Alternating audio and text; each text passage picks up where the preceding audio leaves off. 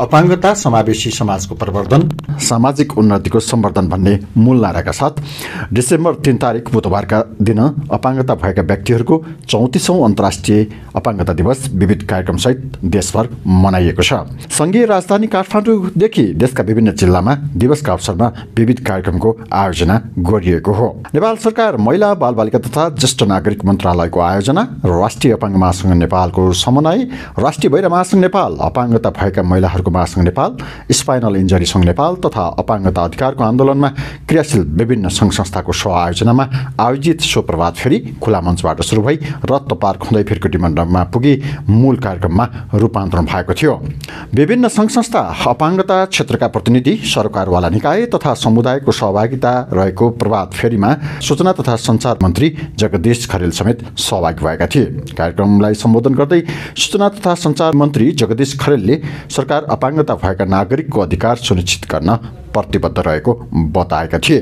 उनले मन्त्रालयमा अपाङ्गता भएका नागरिकको सङ्घ संस्थाका प्रतिनिधिहरूलाई आफ्ना मागहरूका सम्बन्धमा छलफलका लागि निमन्त्रणा समेत दिएका थिए। मन्त्री खरेल: तपाईहरूको आवाज मैले सुनेको छु, मेरो मन र मस्तिष्कमा तपाईहरूको आवाज छिरेको छ। गरिसकेपछि हामीले गर्यौँ है भनेर भनौँला नि, त्यसो गरे कसो होला? होइन, हाम्रो देशमा रोग छ के म गर्छु भन्ने नगर्ने, त्यो रोगको अन्त्य गर्नुपर्ने छ।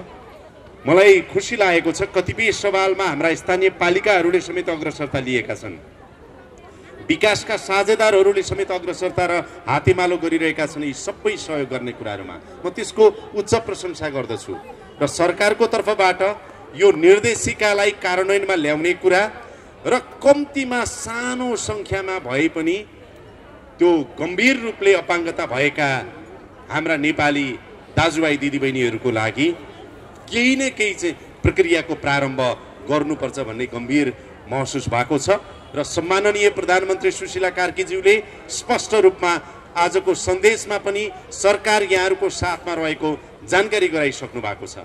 त्यसैले सम्माननीय प्रधानमन्त्रीज्यू नै यो मन्त्रालय सम्बद्ध मन्त्रालयको समेत मन्त्री भएको हिसाबले पनि यसलाई अगाडि बढाउने कुराहरूमा सरकारलाई धेरै चाहिँ नि सहयोग मिल्ने भन्ने हामीले अपेक्षा गरेका छौँ। कार्यक्रममा राष्ट्रिय बहिरा महासङ्घ नेपालका अध्यक्ष सन्तोष केसीले विश्वभर नै जनचेतनाको रूपमा दिवस मनाउँदै आएको बताए। समाजलाई परिवर्तनको मूलधारमा ल्याउन यस्ता कार्यक्रम महत्त्वपूर्ण हुने बताउँदै बहिरा नागरिकको सूचना तथा सञ्चारमा पहुँच नहुँदा उनीहरू आधारभूत अधिकारबाट वञ्चित भएको बताएका थिए। अध्यक्ष केसीले बहिरा समुदायका लागि साङ्केतिक भाषाका दोभाषे कम भएको हुँदा धेरै पछाडि परेको र धेरै हिंसा सहेर बस्नु परेको धारणा समेत राखेका थिए।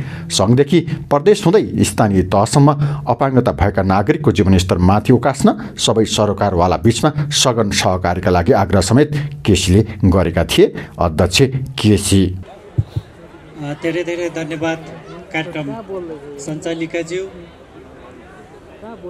अपाङ्गता भएका व्यक्तिहरूको अपाङ्गता समावेशी समाजको प्रवर्तन, सामाजिक उन्नतिको समर्थन भन्ने मूल नाराका साथ 34औं अपाङ्गता भएका व्यक्तिहरूको अन्तर्राष्ट्रिय दिवस कार्यक्रमको यस समारोहका सभाध्यक्ष तथा राष्ट्रिय अपाङ्ग महासङ्घ नेपालका अध्यक्षज्यू, त्यस्तै गरी प्रमुख अतिथिज्यू, काठमाडौँ महानगरपालिकाका उपप्रमुखज्यू, महिला बालबालिका तथा ज्येष्ठ नागरिक मन्त्रालयका लगायत विभिन्न मन्त्रालयका प्रतिनिधिज्यूहरू, सम्पूर्ण अतिथिज्यूहरूमा हार्दिक अभिवादन गर्न चाहन्छु। विशेष गरी हामीले यो महोत्सवको रूपमा विश्वभर नै यो जनचेतनाको रूपमा हामीले दिवस मनाउँदै आइराखेका छौँ। समाजलाई बिस्तारै हामीले परिवर्तनको मूलधारमा ल्याउनको लागि पनि यस्ता किसिमको कार्यक्रमहरू एकदमै महत्त्वपूर्ण हुन्छ र अहिलेसम्म पनि अपाङ्गता भएका व्यक्तिहरूको सूचना र सञ्चारमा पहुँचबाट धेरै टाढा रहेको अवस्था छ। सूचना तथा सञ्चारमा पहुँचको लागि पछाडि परेको कारणले गर्दाखेरि उनीहरूको जीवनस्तर माथि उकास्न नसकेको अवस्था सबैलाई थाहा नै छ। तर पनि हामी अपाङ्गता भएका व्यक्तिहरूको जुन हाम्रो आधारभूत अधिकारको कुराहरू छ आधारभूत अधिकारको लागि हामीले दिवसको दिनमा सरकारका प्रतिनिधिहरूलाई हामीले जुन अनुरोध गरेका छौँ, विशेष गरी बहिरा समुदायको कुरा गर्ने हो भने साङ्केतिक भाषाको दोभाष एकदमै कम रहेको कारणले गर्दाखेरि बहिरा समुदायहरू अन्य समुदायभन्दा धेरै पछाडि परेको र धेरै हिंसा सहेर बस्नुपर्ने अवस्था रहेको छ। त्यो कारणले गर्दा अपाङ्गता भएका व्यक्तिहरूलाई समुदायमा उनीहरूलाई पनि अन्य नागरिक सरह र पालिकाहरूले सबैले एकजुट भएर अगाडि बढ्न सहकार्य गर्नको लागि म हार्दिक अनुरोध गर्दै आजको यो अन्तर्राष्ट्रिय दिवसको हार्दिक शुभकामना दिन चाहन्छु। धन्यवाद। कार्यक्रममा विभिन्न सङ्घ संस्थाका प्रतिनिधिहरूले शुभकामना मन्तव्य राखेका थिए। अपाङ्गता भएका नागरिकहरूको हक अधिकार प्रवर्धनका लागि विश्वभर संयुक्त राष्ट्रसङ्घको पहलमा सन् 1992देखि हरेक वर्ष डिसेम्बर 3 तारिकका दिन अपाङ्गता भएका व्यक्तिहरूको अन्तर्राष्ट्रिय दिवस मनाउन थालिएको हो। हरेक वर्ष डिसेम्बर 3मा विश्वभर मनाइने यो दिवसले अपाङ्गता भएका व्यक्तिहरूको अधिकार, समानता, समावेशिता र सम्मानलाई सुरक्षित गर्ने साझा सङ्कल्पलाई पुनः स्मरण गराउने गर्छ। अपाङ्गता भएका व्यक्तिलाई कार्यालय, विद्यालय, सार्वजनिक सवारी साधन, सडक, पार्क, मठ मन्दिर, सरकारी र सार्वजनिक एवं निजी संरचना आदिमा उनीहरूको आवश्यकता अनुसारको मैत्रीपूर्ण भौतिक संरचना तथा अन्य आवश्यक वातावरण तयार गरी आवश्यक सुविधा उपलब्ध गराउनुपर्ने अनिवार्य आवश्यकता रहेको छ। नेपालको संविधानले अपाङ्गता भएका नागरिकको विविधताको पहिचानसहित मर्यादा र आत्मसम्मानपूर्वक जीवनयापन गर्न पाउने र सार्वजनिक सेवा तथा सुविधामा समान पहुँचको हक सुनिश्चित गरेको भए पनि व्यावहारिक रूपमा पुनः कार्यान्वयन हुनुपर्ने माग उठ्दै आएको छ। हामीले कार्यक्रममा सहभागी भएका सहभागीको प्रतिनिधिमूलक प्रतिक्रिया समेत लिएका थियौँ।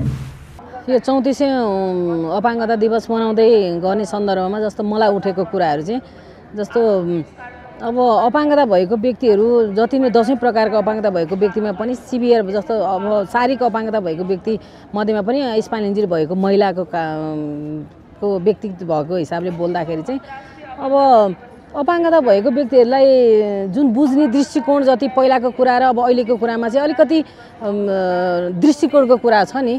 अब च्यालेन्ज दृष्टिकोणको कुराहरूमा चाहिँ पहिला 20औं वर्ष अगाडि र अहिलेको कुरा हेर्दाखेरि अलिकति चेन्जेस र जनचेतनाका कुराहरू, अवेरनेसका कुराहरूमै अझै पनि छौँ हामी होइन।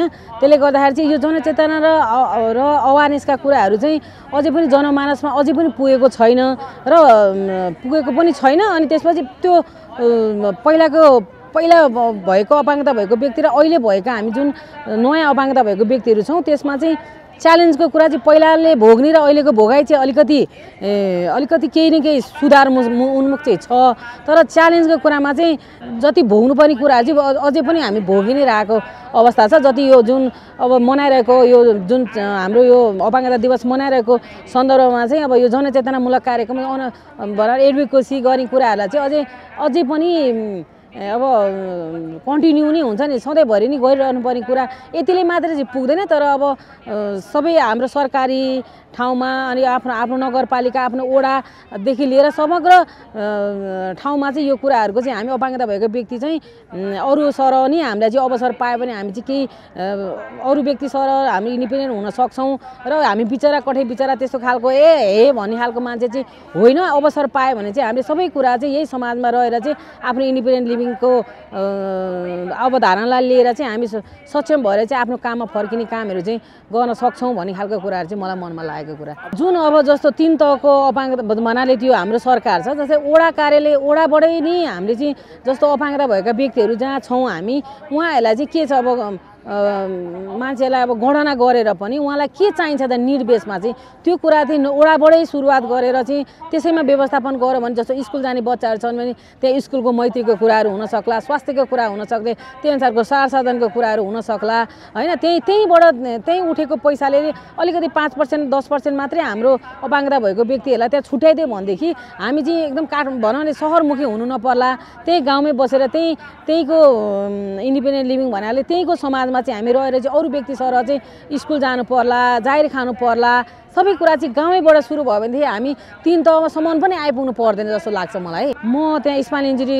सङ्घको चाहिँ म त्यहाँ रिहेबिलिटेसन सेन्टर एउटा त्यो परियोजना त्यसको चाहिँ म काउन्सिलर हुँ साइको सोसल काउन्सिलर प्लस पियर काउन्सिलर हो म चाहिँ त्यहाँको स्पाइनल इन्जुरी भएको व्यक्तिहरूलाई चाहिँ आफ्नो अब स्पाइनल इन्जुरी हुने बित्तिकै को कुरा चाहिँ अन्त्य होइन, फेरि सुरुवात जीवन चाहिँ फेरि नयाँ जीवन सुरुवात गर्नुपर्छ भन्ने खालको कुराहरूलाई चाहिँ अलिकति इन्करेजमेन्ट गर्छु र अनि त्यहाँको एजुकेसन साइको एजुकेसनको दिने कुराहरू कसरी आफू सेल्फ इन्डिपेन्डेन्ट रहने, आफूलाई हाम्रो शरीरलाई कसरी हेल्दी राख्ने, हाम्रो कम्प्लिकेसनहरू हुनसक्छ त्यसलाई चाहिँ कसरी व्यवस्थापन गरेर आफू अगाडि बढ्ने कुराहरूलाई चाहिँ अलिकति मैले त्यो कुरामा चाहिँ फोकस गरेर चाहिँ मैले एजुकेसन दिन्छु। नमस्ते, म शिव न्यौपाने, घर तनहुँ जिल्ला। यो अन्तर्राष्ट्रिय अपाङ्ग दिवसको जस्तो आजभन्दा 20औं वर्षदेखि म यसमा सहभागिता भएको छु। तर जस्तो पहिला जस्तो अवस्थामा छ मलाई चाहिँ त्यस्तै अवस्थामा भएकोमा जस्तो लाग्छ। अब उयो र्याली गर्यो, र्याली गरिसकेपछि वर्षमा एकचोटि र्याली त हुन्छ, अनि त्यसपछि केही कुरा हुन्छ, केही भाषणहरू हुन्छ, अनि सेम उही दोहोरिन्छ। खासै त्यसमा सुधार त आएको छैन, तैपनि अब केही नहुनु भन्दा त केही भएको जस्तो पनि लाग्छ। अब अलिकति एनजिओ आइएनजिओहरूले केही सपोर्ट पनि गरेर केही भौतिक संरचनादेखि लिएर अनि शिक्षामा स्वास्थ्यमा केही सुधार त आएको छ, तर त्यो पर्याप्त मात्रामा छैन। अब त्यसको लागि राज्यले नै मूलधारमा ल्याउनु पर्ने हो अपाङ्गता भएका व्यक्तिहरूलाई। अब राज्य नै अलिक कमजोर अवस्थामा भएको हुनाले खासै केही मैले चाहिँ केही प्रगति देखाएको छैन।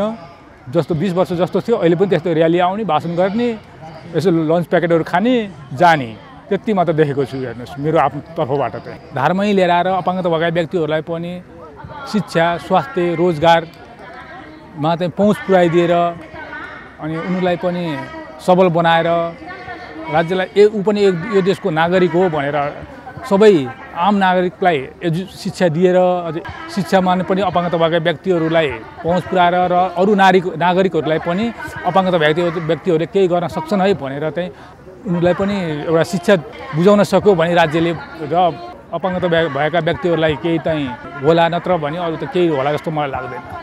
राज्यले मेन चाहिँ अपाङ्गता भएका व्यक्तिहरूलाई पढ्नेलाई शिक्षा अनि पढेकालाई रोजगार र कुनै व्यक्तिहरू नपढेकालाई उनीहरूलाई चाहिँ हातको सिप सिकाएर काम